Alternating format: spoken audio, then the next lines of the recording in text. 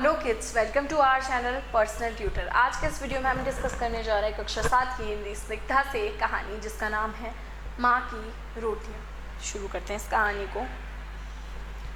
सर्दियों के दिन थे। स्कूल की मैट्रिन अन्ना मिखाइलोवना ने एक दिन स्कूल में दावत दी थी। तो सर्दियों के दिन चल रहे थे तो स्कूल की जो मैट्रेन थी उन्होंने दावत दी थी स्कूल में। बहुत से अतिथि आए थे। उसी स्कूल का एक गरीब लड़का मॉल्यूइश दावत से एक दिन पहले ही अन्ना मिखाइलोवाना के पास पहुंचा। दावत की तैयारियों में अपनी मैट्रिन का हाथ बटाने लगा। तो उस दावत में बहुत बड़े बड़े लोग आए थे और उसी स्कूल का एक गरीब लड़का एक दिन पहले जाकर अपनी मैट्रिन की मदद करने लगा दावत के लिए।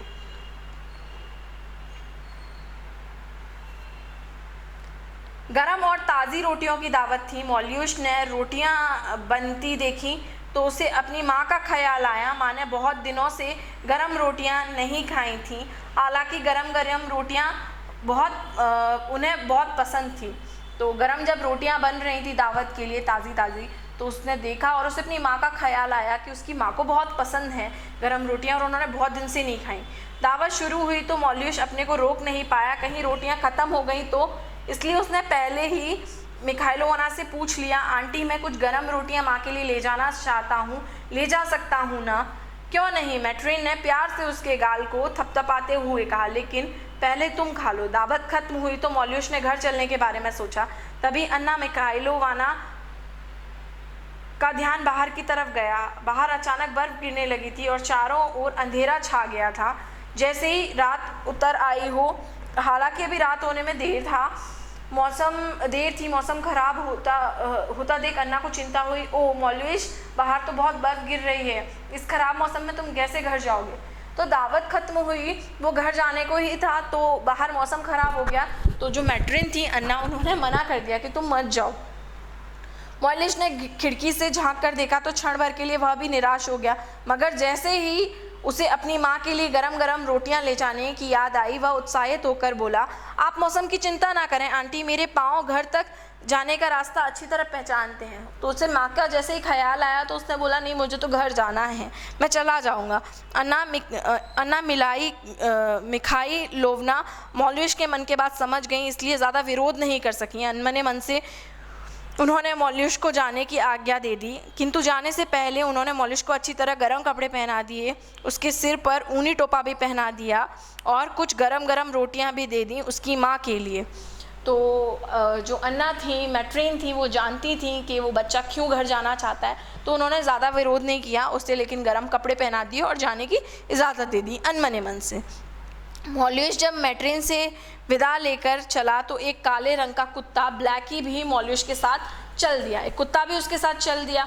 उन दोनों में अच्छी दोस्ती थी। अन्ना मिखाइलोवना उन्हें छोड़ने दरवाजे तक आई तो महसूस किया कि बाहर मौसम लगातार ख़राब होता जा रहा है। बर्फ़ के बड़े बड़े गुब्बार तेज़ हवा में सरसराते उड़ रहे हैं। धुंध इतनी अधिक बढ़ गई थी, 2-3 हाथ की दूरी पर भी कुछ नहीं दिखाई दे रहा था। बर्फ़ और कोहरे ने रोशनी को पूरी तरह ढक लिया था। अन्ना ने एक बार फिर मॉल्यूश को रोकना चाहा, किंतु कुछ सोचकर वे चुप रह गई। तो अन्ना जब उसे दरवाजे तक छोड़ने आई तो बाहर देखा कि बाहर तो बहुत ही ज़्यादा ठंड है। तो उन्होंने उसे रोकना चाहा, लेकिन वो रोक नहीं पाई, वो चुप हो गई। मॉल्यूश और ब्लैकी कुछ दूर जाकर ओझल हो गए तो अन्ना ने अपने कमरे में लौटकर एक किताब उठाई और पढ़ने बैठ गई, लेकिन पढ़ने में उनका मन नहीं लग रहा था। वे मॉल्यूश के बारे में सोच रही थी और रह रहकर खिड़की से बाहर झांक लेती थी। तो अब वो दोनों चले गए, तुरंत जो धुंध में ओझल हो गए। अन्ना अपने कमरे में आई, किताब उठाई, लेकिन पढ़ने में उनका मन नहीं लग रहा था, उनका ध्यान मॉल्यूश की तरफ ही था।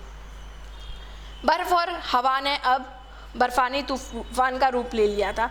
जितनी तेज़ी से बर्फ़ की आंधी बढ़ रही थी उससे कहीं तेज़ी से अन्ना की बेचैनी बढ़ रही थी। अचानक उन्होंने कुछ सोचा और तेज़ी से गर्म कपड़े पहनकर बाहर गली में निकल आईं, किंतु जब अकेले जाने की हिम्मत नहीं पड़ी तो उन्होंने पड़ोस के एक लड़के इवान को साथ ले लिया। तो अन्ना जो हैं उनका मन नहीं लग रहा था, तो उन्होंने भी जाने का सोचा। उन्होंने कपड़े पहन लिए गरम और अकेले जाने की हिम्मत नहीं थी, तो उन्होंने पड़ोस के एक बच्चे इवान को भी अपने साथ ले लिया।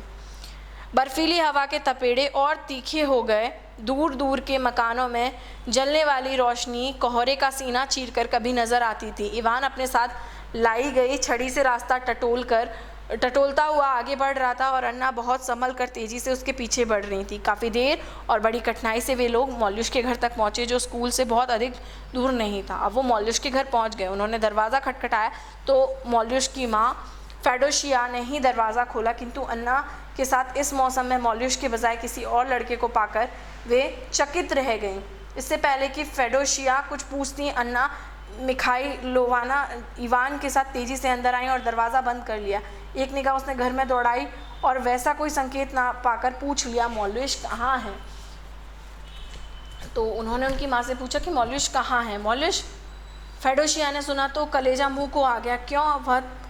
वह तो कल से स्कूल गया है और उसके बाद अभी तक लौटा नहीं। अन्ना मिखाइलोवना को जैसे सांप सूंघ गया। उनके पैरों की शक्ति जाती रही, अपने आप को संभाल नहीं पाई तो उसके पास पड़ी कुर्सी पर दम से बैठ गई। फेडोशिया अन्ना की ओर फटी फटी आंखों से देख रही थी। वह कुछ समझ नहीं पा रही थी। किसी अनिष्ट या आशंका से उसका मन बैठा जा रहा था। यह सब देखकर घर के दूसरे छोटे बच्चे भी रोने लगे। इस तरह मिखाइलोवना ने खुद को संभाला और इवान से कहने लगी, अब क्या करना चाहिए इवान?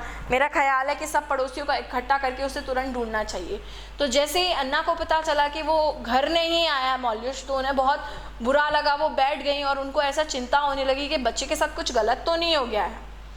इवान दौड़ा दौड़ा फेडोशिया के पड़ोसियों के पास गया। कुछ ही देर में काफ़ी लोग फेडोशिया की झोपड़ी के पास जमा हो गए। सभी को मौल्युस की चिंता हो रही थी। निरंतर खराब होते जा रहे मौसम की वजह से तरह तरह की आशंकाएं सबके मन में उठने लगी। मौल्युस कहाँ होगा, कैसे होगा, उसे कैसे ढूंढा जाए, तो इस तरह की बातें चलने लगी। सब लोग यही सोच विचार कर रहे थे कि तभी एक लड़का दौड़ता हुआ वहां आया। काफ़ी दौड़ने की वजह से वह हाँफ रहा था। उसने वहां जमा लोगों से लड़खड़ाते स्वर में कहा, उस छोटी पहाड़ी के पीछे गोदाम के पास एक कुत्ता लगातार भौंके जा रहा है। मैं वहीं से आया हूँ। ऐसे मौसम में जबकि कई अन्य जानवर कहीं ना कहीं दुबके छिपे बैठे हैं, वह कुत्ते का भौंकना मुझे आश्चर्यजनक लगता है। थोड़ा रुककर फिर वो बोला, मुझे लगता है वह कुछ कहना चाह रहा है। तो कुत्ता वहाँ भौंक रहा था, उस लड़के ने आते हुए बताया, हाँफते हाँफते। तो सब लोगों को वहाँ चलने का उसने आग्रह किया। इस पर सभी ने खामोश होकर अपनी शक्ति कुत्ते के स्वर को पकड़ने में लगा दी। अचानक अन्ना मिखाइलोवना को ख्याल आया कि मौल्युस उसके घर से चला था, तो काले रंग का कुत्ता ब्लैकी भी मौल्युस के साथ ही छोड़ने आया था। अन्ना के कान वायरलेस की तरह काम कर रहे थे। तभी उन्होंने पहचाना, ब्लैकी, यह ब्लैकी ही है जो मौल्युस के साथ आया था। अन्ना के चेहरे पर उत्साह की एक लहर दौड़ गई। चलो, हमें बिना वक्त गवाए मौल्युस को खोजना चाहिए। तो हमें टाइम वेस्ट नहीं करना चाहिए और मौल्युस को ढूंढना चाहिए। लोगों ने तुरंत कुदाल, फावड़े और कंदील उठाए। ब्लैकी के लगातार भौंकने का स्वर उनका मार्गदर्शन कर रहा था। ब्लैकी भौंकता जा रहा था। सब लोग उसी सीध में चलते जा रहे थे। साए साए करती बर्फीली आंधी में उनके कदम तेजी से चल रहे थे। ब्लैकी की पुकार तेज हवा और बर्फ के टुकड़ों से छितरकर बिखर जाती। उसी तरह ब्लैकी के भौंकने का स्वर भी हवा की सनसनाहट के साथ कभी आता, कभी रुक जाता। तो मौसम बहुत ख़राब था। कभी ब्लैकी की आवाज़ लोगों के कानों तक पहुंचती, कभी नहीं पहुंचती। तो ये सिलसिला चल रहा था। धीरे धीरे ब्लैकी का स्वर स्पष्ट हो गया। उसके भौंकने में पीड़ा का संकेत भी स्पष्ट सुनाई दे रहा था। पीड़ा यानी कि दर्द। कुछ ही क्षणों में लोगों ने एक बड़ी और काली वस्तु को बर्फ के थपेड़ों से टकराकर अपनी ओर आते देखा। मिखाइलोवना ने पहचाना, ब्लैकी। ब्लैकी ने जैसे पूरी ताकत लगातार आखिर बार दौड़ने की कोशिश की। तो ब्लैकी दौड़ने लगा अपनी पूरी ताकत से। अन्ना के पास पहुंचकर उसने एक चक्कर काटा और गिर पड़ा। अन्ना ने उसे धीरे से उठाया और गले से चिपका लिया। ऐसा करने से ब्लैकी में नई ताकत आ गई। अन्ना की गोद से उतरकर वह तेजी से भागा और बर्फ के एक ढेर को तेजी से अपने पंजों से खोदने लगा। उसे ऐसा करते देख लोगों ने फुर्ती के साथ बर्फ के उस ढेर को हटाया। धीरे धीरे उस ढेर के नीचे मौल्युस दिखाई देने लगा। मौल्युस को देखते ही फेडोशिया ने रोना शुरू किया, किंतु अन्ना मिखाइलोवना ने साहस और धैर्य से काम लिया। उसने सबसे पहले उसकी नब्ज़ देखी, वह चल रही थी। अन्ना के चेहरे पर राहत के भाव आए। नब्ज़ यानी उसकी पल्स, हार्ट बीट उन्होंने चेक करी, वो चल रही थी, मगर भयंकर सर्दी की वजह से मौल्युस का सारा शरीर अकड़ गया था। वह मूर्छित था। अन्य लोगों की मदद से अन्ना ने मौल्युस को उठाया। वे लोग जल्दी से फेडोशिया की झोपड़ी में ले आए। मौल्युस के सब कपड़े उतार दिए गए। पास ही तेज आग जलाई गई। उसके शरीर पे अच्छी तरह मालिश की गई। इवान इन सब कामों में काफ़ी मेहनत कर रहा था। फेडोशिया अब भी धीरे धीरे सुबक रही थी, रो रही थी उसकी माँ अपने बेटे को इतनी परेशानी में देख के। थोड़ी ही देर में मॉल्यूश के शरीर में हरकत होने लगी, उसका अकड़ा हुआ शरीर धीरे धीरे खुलने लगा। यह देखकर वहाँ उपस्थित सभी लोगों के चेहरों पर हर्ष की लहर दौड़ गई। हर्ष यानी खुशी की लहर दौड़ गई। मॉल्यूश के छोटे भाई बहनों की आंखों में खुशी के आंसू भर आए। धीरे धीरे मॉल्यूश ने आंखें खोल दी। वह आश्चर्य से चारों तरफ देखने लगा। वह समझ नहीं पा रहा था कि यहाँ इतनी भीड़ क्यों जमा हुई है। तभी उसकी नज़र अपनी माँ पर पड़ी।